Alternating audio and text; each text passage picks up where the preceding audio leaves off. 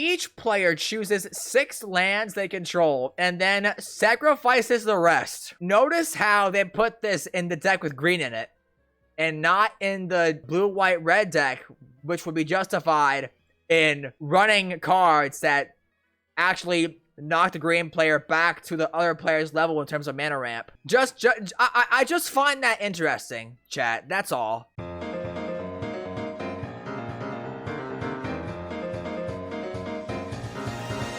World Shaper, which, believe it or not, World Shaper, a card that returns lands from yards of battlefield, is not in this deck. As is tradition nowadays. We have 2 commanders now, not 3, because the third one always sucked in these decks, so we have 2. First up, we got Zarel, the Genesis Shepherd. 2 black, red, green. 5 mana for a 2/5 flying insect druid creature. You may play lands from your graveyard.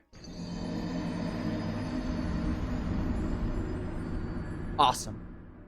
Absolute power creep. Whenever you sacrifice another non-token permanent during your turn, put a number of +1/+1 counters equal to Zarel's power on up to 1 other target creature.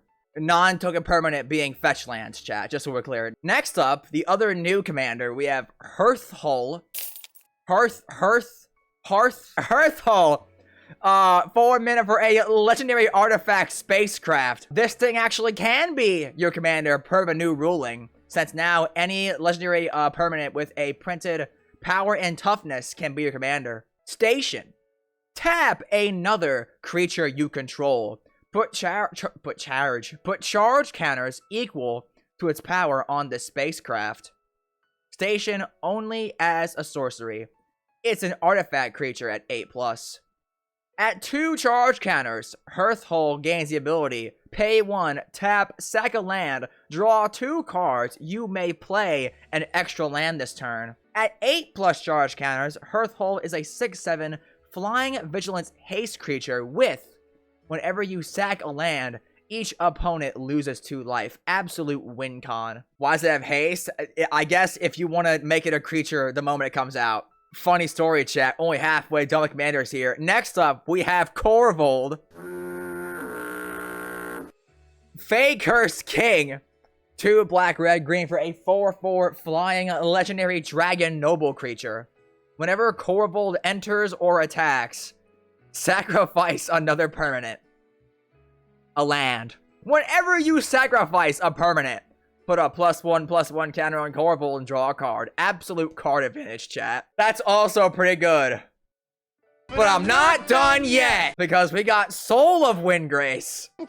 1 black, red, green. 4 mana for a 5/4 legendary cat avatar creature. Whenever Soul of Windgrace enters or attacks, you may put a land card from a graveyard onto the battlefield tapped under your control. For 1 green, you can discard a land card to gain 3 life. For 1 and a red, you can discard a land card to draw a card. For 2 and a black, you can discard a land card to have Soul of Windgrace gain indestructible until end of turn. Tap it. We're not gonna acknowledge the secret 5th commander that is Lord Windgrace the Planeswalker. We're not gonna acknowledge that, chat. Don't hush hush now. Like I said, there's not gonna be a bad option. But if chat wants Hearthhull, I am down for that. Now, getting into cuts here. Centaur Vinecrasher. 3 and a green. 4 mana for a 1/1 trampling plant centaur creature. That's kind of not great so far. This creature enters with a number of +1/+1 counters on it equal to number of land cards in all graveyards. Whenever a land card is put into a graveyard from anywhere, you may pay green. If you do, return this card from your graveyard to your hand. You might read this and think, oh, this is a land deck. You know, this is a deck that wants to sack lands and get lands to the graveyard. This thing's a big trampling beater that gets bigger the more land cards are in your graveyard. That's really good, right? Not really. Yes, it is a payoff for having lands in your graveyard, but there's a much better payoff for having lands in your graveyard, and that is returning said lands in your graveyard to the battlefield. Because ramping 6-7 lands is way better than keeping 7 lands in your graveyard to put 7+1/+1 counters on one creature. I understand why players would think a card like this is good. I get it. I understand. But I think cards that get better the more land cards are in your graveyard are trap cards. We're gonna cut this, 100%. Reminder chat, sideboard is the cards you remove. Groundskeeper. No. 1 green mana for a 1/1 human druid creature. Pay 1 green. Return target basic land card from your graveyard to your... No.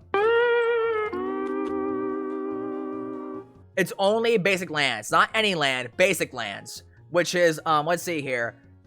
8, 11... 16, 17, because the waste. Absolute cut. Horizon Explorer, chat. 2 green, 3 mana for a 2/4 insect scout creature. Lands you control enter untapped. Absolute spelunking. Whenever you attack a player, create a lander token. So if you swing at every opponent, you get 3 rampant growth tokens. Oh, by the way, all your tapped land ramp is now supercharged with this guy in the field. And also a good chance this guy can ramp you immediately, because you can cast him, swing with creatures you already had before, and make a bunch of lander tokens, and then sack them in the same turn. But guess what? You're only down 1 mana, not 2, because the lands that the tokens grab enter untapped because of the Explorer. Yeah, this is really good. Spelunking that ramps you way more. Green still needs it, obviously. Loam Crafter Fawn, chat. 2 green, 3 mana for a 3/3 Satyr Druid creature. When this creature enters, you may discard 1 or more land cards. When you do, return up to that many target non-land permanent cards from your graveyard to your hand. Isn't Eternal Witness just better because I don't gotta discard lands to make the card work? Like, if I top deck this and I don't have lands in my hand because they're all in the battlefield, isn't that bad? I might make a poll on this one, chat. I'm not sure I like Loam Crafter Fawn. I see the logic. I see the vision, but I don't like that I could draw this and there's no lands in my hand, and therefore it does nothing. Chat, majority says get out tier. Understood. It's a neat card, but I think the potential to draw it and have it be a dead draw because there's no lands on hand is too high. Moltani. Big fat creature. 4 green, green. 6 mana for a 0/0 elemental avatar creature, legendary. Reach trample. Moltani gets +1/+1 for each land you control and each land card in your graveyard. Nice and 6 mana 20/20. Oh wait, there's more, chat. Hang on. 1 green. Return 2 lands you control to their owner's hand. Return this card from your graveyard to your hand. 6 mana? Hell nah. This is a cut? What? You are right. You know what? Fine. We'd rather go wide than tall anyways, with, like, Morog and all them, right? Yeah. A Scouring Swarm. 1 black-green for a 1/1 flying insect creature. Whenever you sacrifice a land, create a tapped token as a copy of this creature if 7 or more land cards are in your graveyard. Ooh. Okay, chat, I know I said that, cards that are payoffs for having lands in your graveyard, is bad. No, wait, hang on, chat, hang on, wait. It has flying. That's a big deal. And it's 7 lands, while it's a lot, we got a lot of fetch lands in this deck. How many are there? 10 fetch lands, chat. Y'all already know this will never be online actual game. No! It's worse Scute Swarm, but I mean, it doesn't mean much. I'm gonna make a poll of this one, chat. I don't know. I can see it going both ways. It's a cool card, man. Like, the flying, I think, matters. Okay, you can just run Brawn, and then all your creatures have trample, and then you run regular Scute Swarm. Oh, that's kind of valid. I don't know, dude. Chat is leaning towards nah, they chill. I understand the fear, I get it, but it's a cool card. The flying matters. I don't think getting 7 lands in your yard will be too hard. The Sprouting Goblin. Huh? 1 red for a 2/2 Goblin Druid creature. Kicker for green. When this creature enters, if it was kicked, search your library for a land card with a basic land type. Reveal it. Put it into your hand, then shuffle. So you can grab dual lands like the Vernal Fen, chat. Pay red, tap, sack a land, draw a card. Do we like this? No. Tidus Tracker. 2 green. Whenever a land enters, investigate. It's a clue token. You can pay 2 and sack it, draw a card. Whenever you sack a clue, put a +1/+1 counter on this creature. Now, you might read this and think, oh, surely is a better card that gives you card draw for playing lands, right, chat? Surely. Now, look, let's see, right? Let's see. I actually don't know. Cultivator Colossus. When this creature enters, you may put a land card from hand on battlefield and draw a card. If you do, repeat this process. 7 mana. There's Pyre of the World Tree. Discard a land card to deal 2 damage. When you discard a land card, impulse draw. Seer Sundial, you gotta pay 2 for anyways. You might as well just play the tracker at that point. Tenuk. Tenuk is only 1 draw per turn, I think. If this is the second time this ability was evolved this turn, draw a card. It's also paying 1. True. And Tenuk is going for 50 cents, actually. Are we happy to draw less cards if it means we don't have to pay mana for said cards? Are we cool with that? Yeah, okay, alright. We'll cut tracker. Absolute power creep. This thing, dude, this thing used to be a green staple, now it's getting cut. Absolute power creep. Who the hell is this? Urg? Urg, spawn of Turg? Black, green, 3 mana for a star 5 frog beast creature. Urg's power is equal to the number of land cards in your graveyard. Okay. At the beginning of your upkeep, surveil 1. Absolute card selection. Pay black and a green. Sack a land. You gain 2 life. I think I would legit just rather have a Zurin Orb. Or Courser or Crewfix even, yeah. Like, absolute cricket sound effect MP3. Okay. Yeah, get out of here, Frog Boy. World Breaker? Okay. What the hell? 6 and a green. 7 mana for a 5/7 devoid Eldrazi creature. When you cast this spell, a cast trigger, exile target artifact, enchantment, or land. Finally, an actual hard, clean answer to all these fuck-ass Field of the Deads. Pay 2 and a colorless. Sacrifice a land. Return this card from your graveyard to your hand. And yes, there is a single waste just for this guy. I think having targeted land exile is actually, like, really good. And dare I say, a must-have. Because the non-basics are getting too strong. Have you seen all the planets in this set? All the mythic planets. Bro, I'm telling you, these non-basics are getting too hard. And you can't even just, like, you can't just blow up lands anymore. You have to exile them.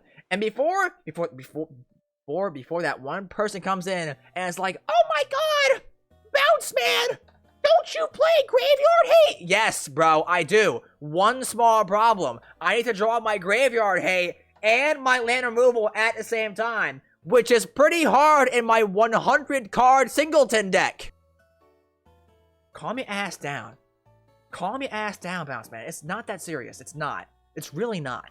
I don't think it's worth 7 mana exile land. Now, see, I'd agree. One small problem. We're in green. So 7 mana is actually 4. Binding the Old Gods. Yes! 2 black-green for enchantment. Saga. Chapter 1. Destroy target non-land permanent and opponent controls. Chapter 2. Search your library for a forest card. Put it onto the battlefield tapped. Then shuffle. Now see, some players might look at this card and say, oh, 4 mana source speed blow up with non-land permanent. You know, that's a little expensive, Bounce Man. I'm not sure I'm gonna spend 4 mana on my turn to blow up 1 permanent. That's kinda overcosted. Well, one small problem against that argument, you're in green. So 4 mana is actually 2. Putrefy.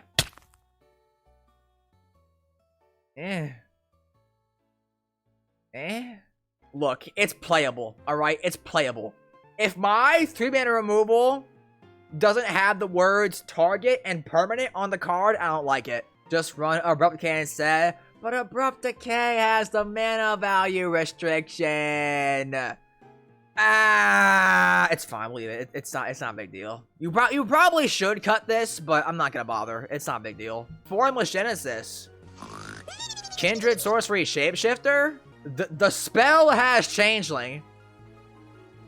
Okay. Create an XX colorless Shapeshifter token with Changeling and Death Touch, where X is a number of land cards in your graveyard. card that gets stronger the more land cards I'm actively choosing not to ramp from my graveyard. Whoa, what the hell? Knight's Whisper. Why? There's better card draw. We're in green. I honestly like draw spells like Knight's Whisper. I'm not against it. My issue is more so the fact that it's like we're in Jund in a land deck. We can definitely get better card draw. Planetary Annihilation. Each player chooses 6 lands they control and then sacrifices the rest. Planetary Annihilation deals 6 damage to each creature. Notice how they put this in the deck with green in it and not in the blue, white, red deck, which would be justified in running cards that actually knock the green player back to the other player's level in terms of mana ramp. I just find that interesting, chat. That's all. How many tap lands are there? 14 tap lands out of 42. That's literally a third of your deck. Real talk, how fucked up is it to put in Strip Mine / Wasteland? Not. It's not fucked up at all. You should do it, actually. You should. A literal third of our land base is tap lands, but we have Horizon Explorer, and honestly, we're gonna add Spelunking and also probably add some ways to tutor this guy onto the field, because this guy absolutely is the best card in your entire deck. 100%. This guy is nuts. He's so good. Like, bro, if you're gonna run creature tutors, I think you grab this guy like 9 times out of 10 if you're not trying to win the game right then and there. He's so good. All right, chat. We've cut 9 cards. We wanted to add Tenuk to the deck as well. The uncommon one. I don't know, man. These decks are pretty good, honestly. Summon Titan is cool. Is he cheap? $1.30? What? How? How is this guy $1.30, dude? In what world? Yes. What a house. Oh my god. Lord Windgrace. Yeah, sure. It's a good card. It's more card draw and land ramp. Chat, I'm not gonna lie. I kind of want to cut some of these tap lands more basics. Yeah. Can I do that? The cycling lands. Can I cut the cycling lands for more basics? Can I do that? Because we already have the Tango lands for like non-basics you can fetch with land types. Also, because how Mox Drill works, I can't make it clear that we're adding basics unless I add snow basics. So I'm gonna add snow-covered lands to additions. They don't need to be snow-covered. They can just be regular lands. Doesn't matter. Is there a cheap, like, play extra land? You should put loot. Yeah, I'm not doing that. $2, you mother. Hang on. I'm not going there just yet. Hang on. There's Hugs. Do we like Hugs, chat? Impulse draw a crap ton. There is Wayward Swordtooth too, but I think it's pretty expensive. Oh no, it's $2. Oh, chat. Okay, Hugs or Swordtooth, chat. Kodama of the East Tree. You're actually so right, bro. You are so real for that. Thank you. Dude, Kodama is like it's like the most broken mana doubler ever. You know what? We'll add Hugs too. Why not? Just cause. So how many ways we have to get lands back from graveyard? We have Titan. That's 1. Windgrace 2. Endless 3. World Soul's Rage 4. Reclamation 5. But only one of those is like a permanent you may play lands from graveyard. Because Zarel. That's it, right? Ramunov Excavator. True. My goat. My snake. My snack. $2. Oh yeah, we add him. Never mind. Yes. And then, chat, I think my final add, I want to add in a creature tutor. Nature's Rhythm. Has Harmonize, too. And we do have some land ramp. Or, not land. What the fuck? What? Of course we have land ramp. Mill. We have some mill. So Harmonize will be good, too. Yeah, sure. I'll add that. The Harmonize matters. That's 100, chat. Hugs, Kodama, Lord Windgrace, Rhythm, Excavator, 3 basics, Spelunking, Titan, and Tenuk and Zurin Orb. And for cuts, we cut a Canyon Slough, a Centaur Vinecrasher, a Festering Thicket, a Formless Genesis, Groundskeeper, Loam Crafter Fawn, Multani Yarmaya's Avatar, Night's Whisper, Sheltered Thicket, Sprouting Goblin, Tireless Tracker, and Urg Spawn of Turg. This deck seems broke as hell, dude. Like, most of these cards we cut don't even need to be cut. Like, Urg is fine. Tracker is fine. Whisper is fine. Multani is fine. Crafter Fawn is probably fine. The only real bad cards here are like Vine Crasher, Genesis, Groundskeeper, and the Goblin, I guess. Like, this deck is super playable out of the box. You don't need to really make any changes out of the box, which honestly, I'm all for. The deck performs just fine. Like $15 for his upgrades. That's very cheap. Could also play. Also, yes, MDFCs. There's all the shenanigans. There's all the shenanigans you could get into with MDFCs. You could do that.